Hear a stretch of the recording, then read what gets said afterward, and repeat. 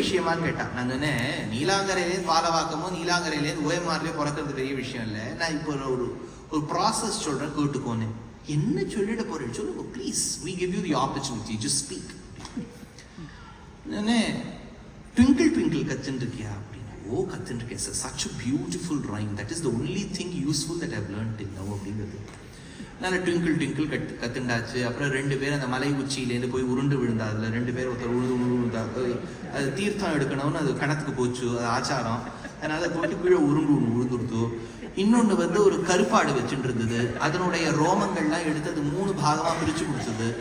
இதெல்லாம் அது மனப்பாடம் பண்ணி வச்சிருக்கு. ஏதோ தைத்திரிய பிராமணம், தைத்திரிய ஆரண்யகம் மாதிரி படிச்சு வச்சிருக்கு. இதெல்லாம் படிச்சு முடிச்ச உடனே நீ எலிமெண்ட்ரி ஸ்கூல் போனியா? ஓ எஸ் சார். அதில் ப்ளூமியூல் ரேடிக்கல்லாம் படித்தேன், நல்லா படித்தேன் சார். அந்த கிரகங்கள்லாம் படிச்சியா? மர்க்யூரி, வீனஸ், மார்ஸ் இதெல்லாம் படிச்சியா? அதெல்லாம் படித்தேன் சார். அப்புறம் 6ஆம் கிளாஸ் 7ஆம் கிளாஸ் 8ஆம் கிளாஸில் இந்த ஹிஸ்ட்ரி எல்லாம் எழுதுவேன், ஞாபகம் இருக்கா? ஓ நல்லா ஞாபகம் இருக்கு சார். நீ எழுதின காலகட்டத்தில் not less than 1000 words you have to answerன்னு எழுதுவாளே, அதெல்லாம் ஞாபகம். அதுதான் சார் கஷ்டமாக இருந்தது. அது முன்னும் பின்னும் இந்த ஆக்டிவ் வாய்ஸ்லேருந்து பாசிவ் வாய்ஸ்லேருந்து ஆக்டிவ் வாய்ஸ், இப்படியாவது 1000 வேர்டை கம்ப்ளீட் பண்ணணுமே. இந்த மாதிரி எழுதிட்டேன் சார், எல்லாம் எழுதிட்டேன். 10ஆம் கிளாஸில் என்ன பண்ணேன், அப்போ தான் சார் டைலமா, எனக்கு எது எடுக்கிறதுனே தெரியல, எனக்கு மேத்ஸே வராது, ஆனால் பாட்டி எல்லாருக்கிட்டையும் சொல்லிவிட்டா நான் இன்ஜினியர் ஆகிடுவேன்னு. நல்லா என்ன இருந்தாலும் பாட்டி வார்த்தையை மீறப்படாது இல்லையா சார். மேத்ஸில் நான் எவ்வளோ மோசமாக இருந்தாலும் இன்ஜினியரிங் எடுத்துட்டேன். இன்ஜினியரிங் எடுத்து இப்போ என்ன பண்ணிட்டு இருக்கு? இப்போ ஏன் சார் கொடுமையை கேட்குறேன்? இந்த செமஸ்டரில் படித்தது இப்போவே எழுதி மறந்துடணும், அடுத்த செமஸ்டரில் புதுசாக ஆரம்பிக்கணும், இதெல்லாம் சொல்லியிருந்தேன். நான் சொன்னேன், இவ்வளோ கஷ்டமாக இருக்கா? ஆமாம் சார், சொல்ல சொல்ல கஷ்டமாக இருக்கு, இதை நீ மறுபடியும் பண்ணணும். You have to repeat this. அப்பதான் அது சொல்லிட்டு கிருபையா பாரே பாகி முராரே பஜ கோவிந்தம் பஜ கோவிந்தம் கோவிந்தம் பஜ மூடமதே. யோசிச்சு பாருங்க, இந்த 23 25 வயசுல இந்த உலகத்துல உங்க பேரனோ பிள்ளையோ அந்த ஏஜ் குரூப்ல இருக்கும்போது தான் சங்கரனும் இதை பாடிட்டார். ஏன்னா அவர் வயசே 32 பரம வதிச்சுட்டார்னா என்ன மெச்சூரிட்டி அவளுக்கெல்லாம் இருந்திருக்கணும். how they were able to see and foresee. அப்ப அந்த கர்ம பந்தனத்தை அறுத்து விடுபவனே நாராயணன் ஜெகத்குரு. ஒரு குருவை பணிந்தால் கர்ம பந்தனம் நீங்கும். ஏன்னா அவர் உபதேசம் பண்ணிட்டே இருப்பார். அந்த கர்ம பந்தனம் நீங்குங்கிறது எப்படி தெரியும்? எப்போது கண்ணனை வசுதேவர் பிடித்தாரோ கையில இருக்கக்கூடிய விலங்கே கீழே விழுந்துடுதே, கர்மபந்தனத்தை இவன் போக்கடிக்க மாட்டானா? பிதாவான வசுதேவருக்கு நன்றி செலுத்தினவன் பித்ருதேவோ பவன்னு சொல்லக்கூடியவன். கிருஷ்ணம் வந்தே ஜெகத்குரும். அப்ப தேவகிக்கு அனுகிரகம் பண்ணியிருக்கார், மாத்ருதேவோ பவ கிருஷ்ணம் வந்தே ஜெகத்குரும்.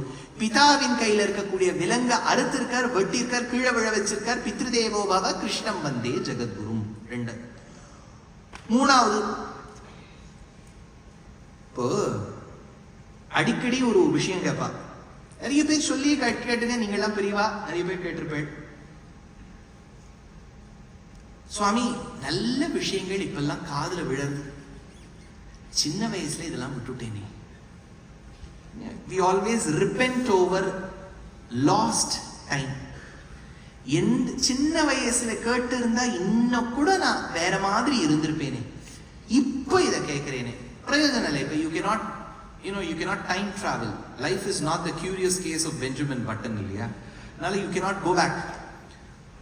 அப்போ ஒரு வருத்தம் வருது. அது ஏன் வருதுன்னு நான் கொஞ்சம் விசாரம் பண்ணியிருக்கேன். ஏன்னா நம்ம தேசத்துல நம்ம என்ன நினைச்சுட்டு இருக்கோம்னா, ரொம்ப கிரந்தாவலோகனம் பண்ணவர், ரொம்ப படிச்சவர், புஸ்தகமா படிச்சவர். அவர் ஆத்துக்கு போனா இங்க 2000 புஸ்தகம் இருக்கும், புஸ்தகத்துக்கு நடுவிலேயே அவர் உட்கார்ந்து இருப்பார், நிறைய நோட்ஸ் எழுதுவார், இந்த மாதிரி வளவளன்னு பேசுவார். இப்பேற்பட்டவாதான் ஞானத்தில் மூத்தவர்கள்னு நினைச்சுட்டு இருக்கோம். ஆனா வேதம் மறுத்துருத்து. நாயமாத்மா பிரவச்சனேன லப்யா நமேதயான பகுனாஸ்ருதேன யமைவேஷ விவருணுதே தேன லப்யா தஸ்யைஷ ஆத்மா விவருணுதே தனு ஸ்வாம் அப்படின்னு உபனிஷத் வாக்கியம். ஒரு சின்ன கதாபாகம் சொல்றேன். இது ஸ்ரீ மகாபாரதத்துல வரக்கூடிய இடம். வனபர்வால ஒரு சரித்திரம் சொல்றா. காட்டுல நிறைய விருட்சங்கள், அதுல பெருத்த வளர்ந்த ஒரு விருட்சம். அந்த விருட்சத்தின் நிழல் சாயையில கௌஷிகர்னு ஒரு மகரிஷி உட்கார்ந்து தபஸ் பண்ணிட்டு இருக்காரு. இந்த கௌஷிகர் வேற, அது விஸ்வாமித்திரர் கௌஷிகர் வேற, இது கௌஷிகா 2.0. இவர் உட்கார்ந்து தியானம் பண்ணிட்டு இருக்கார். ரொம்ப நாள் பண்ணியிருக்கார். நல்ல தபோபலமெல்லாம் சேர்ந்துடுத்து. ஒரு நாள் ஈரமா என்னவோ இருக்கு அப்படின்னு பார்த்தா மேல வந்து ஒரு அந்த மரத்தின் சாக்கையில் அமர்ந்திருக்கக்கூடிய ஒரு பக்ஷி அது வந்து கொஞ்சம் இவர் மேல விச்சேதனம் பண்ணி எடுத்து. அது இங்கிலீஷ்ல ஒரு அழகான வார்த்தை சொல்லுவா, பேர்ட்ஸ் பிளெஸிங்ன்றா. அது அவுட்புட்லாம் சொல்லக்கூடாது, பேர்ட்ஸ் பிளெஸிங். அவர் ஈரமா இருக்கேன்னு பார்த்தார், கோபம் வந்துடுத்து ரிஷி. அந்த ரிஷி என்ன பண்ணார், மேல இப்படி எட்டி பார்த்தார். பார்த்த உடனே இவருடைய தபோபலம் அந்த தேஜஸ் பூர்த்தியினால் அந்த பார்த்து கொண்டிருந்த பக்ஷியானது ஒரே செகண்ட்ல பஸ்மமாய் கீழே ஆஷஸா விழுந்துச்சு. இவருக்கு என்னன்னா, நம்ம பார்த்தா இவ்வளவு பெரிய பலன் இருக்கு போறது அப்பதான் அவருக்கு தெரியும். சரி, இந்த மெதப்போட அவர் என்ன பண்ணார், ரொம்ப நாள் தபஸ்ல இருந்திருக்கார், தபஸ் கலந்து கொடுத்து நேர நடந்து போன பிக்ஷை பெற்றுக்கொள்ள. பிக்ஷை எடுக்கலாம்னு போகும்போது அந்த இடத்துல ஒரு ஸ்திரீ அவ ஆத்துக்குள்ள இருக்கா. இவர் பவதி பிக்ஷாம் தேஹி மாதே அப்படின்னு ஒரு கூக்குரல் எழுப்புறார். அந்த பெண்மணி ஆத்துல சேர்த்து வச்சிருக்க அரிசிய ஒரு காப்படியில வச்சிருக்கா. இவருக்கு பிக்ஷை இட வேண்டும்னு வர வழியில என்ன ஆயிடுத்து, மாமனார் மாமியார் ஆத்துக்காரெல்லாம் இருக்கா, அவள்லாம் கொஞ்சம் தால்னு கேட்டா. சரி தால் எடுத்துன்னு வரலாம். அந்த அரிசியை ஒரு ஓரமா வச்சுட்டு தால் எடுத்துன்னு வர போயிட்டான். அதுல என்ன ஆயிடுத்து, ஒரு 2 minutes டிலே ஆயிடுச்சு. அப்புறம் அரிசியை எடுத்து வந்தா. இவருக்கு கோபம், நான் இத்தனை நாழியா பிக்ஷை கேட்டு இருக்கேன், எனக்கு பிக்ஷை இடாமல் நீ என்ன செய்து கொண்டிருக்கிறாய் என்கின்ற ஒரு கோபம் அது கண்கள் அப்படியே தெரிஞ்சுது. அந்த பெண்மணி அரிசி எடுத்துன்னு வரா, போட்டுட்டா அவர் பிக்ஷ பாத்திரத்துல. இன்னும் அவர் இப்படியே பார்த்துட்டு இருக்காரு.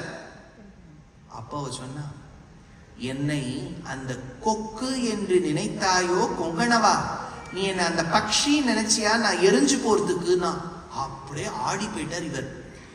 அங்க நடந்தது இவளுக்கு எப்படி தெரியும், எங்கேயோ நான் பக்ஷியை எரிச்சது இவளுக்கு எப்படி தெரியும் அப்படின்னு இவர் நினைக்கிறார். இவர் அப்படியே ஆச்சரியத்தை ஸ்தம்பிச்சு போய் நிற்கிறார். அப்ப அந்த பெண்மணி சொன்னா, எனக்கு எப்படி அந்த நீ அந்த கொக்கை எரித்தாய் என்கின்ற சந்தேகம் உன் மனதில் வருகின்றதோ எனக்கு எப்படி தெரிந்தது என்று அதை என் ஆச்சாரியனிடம் கேட்டு தெரிந்து கொள். இவர் உடனே, ஐயோ இவளே இப்படி இருக்கானா, ஆச்சாரியன் எப்படி இருப்பார், வேண்டியமா உங்க ஆச்சாரியன் எங்க இருக்கார், மிதிலா தேசத்துல இருக்கார், போய் பாருங்கோனா. இவர் ஏதோ பெரிய ஜடாமுடியோட ஒரு ரிஷி உட்கார்ந்துட்டு இருக்க போறார். அவருடைய தியானத்துல இருப்பார். சுத்தி அப்படியே நம்ம இந்த ரிஷிகள்லாம் காமிக்கும் போது பின்னாடி ஒரு ஒளிவட்டம்லாம் ஆறாலாம் காமிக்க பாருங்க, அப்படியே அந்த அகர்பத்தி எல்லாம் எரிஞ்சுட்டு இருக்கும். நடுவில் அப்படின்னு ஒரு சத்தம், அந்த வைப்ரேஷன்லாம் இருக்கும். ரிஷியை சூழ்ந்து 4 சிஷ்யால் இப்படி எல்லாம் நின்றுட்டு இருப்பா. அங்கங்க மெழுகுவத்தி ஏத்தி வச்சிருப்பா. அப்படிங்கிற அந்த அட்மாஸ்பியர் இருக்கும்னு நினைச்சு போனார். அந்த ஊருக்குள்ள பிரவேசம் பண்ணும் போது எல்லாரும் நிறைய பேர் மாம்சம் வாங்கிட்டு போயிட்டு இருந்தா, பேக்கா மாம்சம் வாங்கிட்டு போயிட்டு இருந்தா. ஏண்டாப்பா இதெல்லாம் என்ன, மகிஷ மாம்சம், பஃபலோட மாம்சம். ஐயோ இது யார் ஒண்ணு கொடுத்தார். எங்க ஊர்ல ஒருத்தர் புலையர் ஒருத்தர் இருக்க, ஒரு வியாதன்னு சொன்னா புச்சர்னு அர்த்தம். அவர் அவர் தான் பொதுவா மகிஷ மாம்சத்தை வித்து பிழைக்கக்கூடியவர். அப்படியா, அவருக்கு பேர் என்ன, வியாதன். நாங்க அவரை தர்ம வியாதன்னு கூப்பிடுவோம். அந்த மகிஷ மாம்சத்தை வெட்டி ஊருக்கெல்லாம் விற்று கொண்டிருந்த அந்த தர்ம வியாதன் தான் இந்த பெண்மணியின் ஆச்சாரியன். ஞாபகம் வச்சுங்க. இப்ப இவர் போய் கேட்கிறார், என்னப்பா நீ மாம்சம் வித்துட்டு இருக்க, நீ எத்தனை கிரந்தம் படிச்சிருக்க? அவர் சொன்னார், நான் கிரந்தம் எல்லாம் ஒன்றும் படிக்கல சுவாமி, எங்க அப்பா அம்மாக்கு நித்தியம் கைங்கரியம் பண்றேன். இதுதானே உங்க வேதம் சொல்றது அப்படின்னு சொல்லி ஒரு வார்த்தாலாபம் நடக்கும் மகாபாரதத்தை. It's a beautiful conversation between this rishi and the butcher called Dharmavyadha. இதுல இருந்து ஒரு விஷயம் என்ன தெரியுதுன்னா, நம்ம உபனிஷதங்கள் புஸ்தகம் படிச்சவாதான் ஞானிகள், உபன்யாசம் பண்றவாதான் வித்வான்கள்னு கிடையாது. ஏதோ ஒரு குக்கிராமத்துல ஒரு மாட்டு வண்டி கீழே உட்கார்ந்து சாதாரணமானவர் வேதாந்த ஞானத்துல உச்சத்துல இருப்பார். So you can never judge an individual by the appearance. யாரையுமே நம்ம ஜட்ஜ் பண்ணக்கூடாதுங்கிறதுக்கு இது ஒரு அடையாளம். அதாவது யூ கேன் நெவர், இப்பெல்லாம் குழந்தைகளே சொல்றா பாருங்க, இப்ப இளைஞர்கள்லாம் அந்த விதத்துல ஒரு விதத்துல நல்லவா அப்பா அம்மாவுக்கு உபதேசம் பண்ண, டோன்ட் பி ஜட்ஜ்மெண்டல். இப்ப ஒரு காலத்துல இருக்கக்கூடியவா நம்ம சொல்றோம் பாருங்க, வராது பாருங்க, ஏறக்குறைய இந்த ஆள் சரியே கிடையாதுன்னு நம்ம சொல்றோம் பாருங்க. இதெல்லாம் இந்த காலத்து குழந்தைகளுக்கு பிடிக்கிறதே இல்லை. அவ என்ன சொல்றா, நீ எதுக்கு அவர் நல்லவரா கெட்டவரா நீ யார் சொல்றதுக்கு? அதேதான் வேதம் சொல்றது. நாயமாத்மா பிரவச்சனேன லப்யா ந மேதையா ந பகுனாஸ்ருதேன யமைவேஷ விவருணதே. நீ அதுக்காக இப்ப நான் புஸ்தகம் படிக்கப்படாதுன்னு சொல்லல, ஞாபகம் வச்சுக்கோ. இப்ப புஸ்தகம், இப்ப வேதம் கேட்கறதோ உபன்யாசம் கேட்கறதோ கேட்கணும். ஆனா இதால மட்டும்தான் ஞானியாவோங்கிற நினைப்பு இருக்கக்கூடாது. எப்படி வேணாலும் பகவான் ஞானத்தை கொடுக்கலாம். அப்படி கொடுத்தவா யாராவது இருக்காளா? பெருமாள் வேதத்துல சொன்னதுக்கு எடுத்துக்காட்டு யாராவது இருக்காளான்னு கேட்டா, யசோதைன்னு ஒரு பெண். யசோதை இடக்கை வலக்கை ஆச்சாரம் தெரியாதவள்னு வியாக்கியானத்தை எடுக்கிறார். இப்போ நான் இது அடிக்கடி உபன்யாசத்தை சொல்லியிருக்கேன். இப்பெல்லாம் ரொம்ப ஜாகிரதையா இருக்கேன். நான் அடியேன் எழுதுவது லெஃப்ட் ஹேண்ட் தான். நான் வந்து ரைட் ஹேண்டர் கிடையாது, லெஃப்ட் ஹேண்டர். அந்த விதத்துல I am leftist, no other way. எழுதுவது லெஃப்ட் ஹேண்ட். அது என்ன ஆயிடும்னா, அதனாலதான் நீங்க பார்த்தீங்கன்னா யாரெல்லாம் இங்க லெஃப்ட் ஹேண்டர்ஸ் இருக்கு? ஒண்ணு இருக்கா, நம்ம கூட்டணியிலயும் 4 பேர் இருக்கா பாருங்க. அதனால பொதுவா அந்த லெஃப்ட் ஹேண்ட் எழுதுறவாளுக்குலாம் எங்களுக்குலாம் ஸ்கூல்ல உட்காரும் போது ஒரு கொஞ்சம் கஷ்டம். ஏன்னா எங்க பக்கத்துல யாரும் இந்த பக்கம் உட்காரக்கூடாது, இல்லாட்ட கை இடிக்கும். அதனால நாங்க இந்த ஓரமா போய் உட்காந்துக்கணும். அப்புறம் நாங்க போடுற வாட்ச் எல்லாம் இந்த பக்கம் இருக்கும். ஸ்கூல்ல டீச்சர் கேட்போம், which is your writing hand. நம்ம மட்டும் ஒரு கையை டிஃப்ரெண்டா தூக்கும். எல்லாரும் ஒரு கை தூக்கினா நம்ம வழி தனி வழின்னு ஒன்று தூக்கும். எதுக்கு இது சொல்ல வந்தேன்? அடியேன் வந்து பெங்களூர்லேருந்து மெட்ராஸ்க்கு முதல் முறை வரும்போது ஆட்டோல அவர் எவ்வளோ, அப்பெல்லாம் கேஷ் தானே, அப்போ கேஷ் அவர் கையில கொடுக்கலாம்னு போகும்போது அவர் வந்து நான் இந்த கையில கொடுத்தேன். இந்த கையில கொடுக்காத, அந்த கையில கொடுங்க. ஏன்பா இந்த கை நல்ல கையா தானே இருக்கு, ஏன் அவர் சுவாமி இப்படி சொல்றாரு நம்மளை பார்த்துட்டு அப்படின்னு சொல்லிட்டு அந்த கையில கொடுத்தேன். அவர் சிகரெட் பிடிச்சிட்டு இருக்காரு. அவர் ரொம்ப ஆச்சாரம், அது ஒன்றும் குறைச்சில்ல. சிகரெட் பிடிச்சுட்டு அவர் இன்னொரு விதமா ஆச்சாரத்தை கண்டுபிடிக்கிறார். இந்த கையில கொடுங்க. யசோதைய பத்தி வியாக்கியானத்துல சொல்லும் போது சொல்றா, இடக்கை வலக்கை ஆச்சாரம் தெரியாதவள். அவளுக்கு வந்து என்ன மாதிரி தான் கொஞ்சம் ஆட்டக்காரர்கிட்ட லெஃப்ட் ஹேண்ட்ல கொடுத்துருவோம், திட்டு வாங்கிப்போம். அவளுக்கு லெஃப்ட் ஹேண்ட் ரைட் ஹேண்ட் கூட வித்தியாசம் தெரியாதான்.